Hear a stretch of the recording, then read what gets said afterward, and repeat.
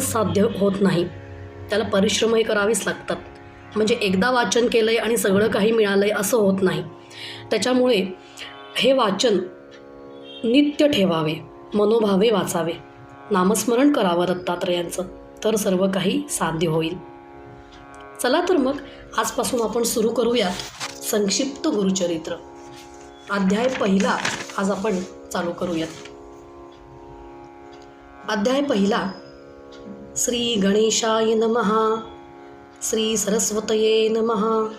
श्री गुरुभ्यो नमः. श्री गुरुचरित्र पवित्र ग्रंथ सिद्ध नामधारका ते सांगत.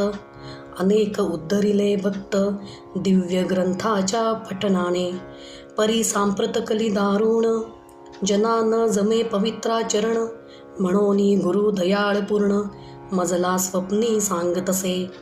श्री गुरुचरित्र संक्षिप्त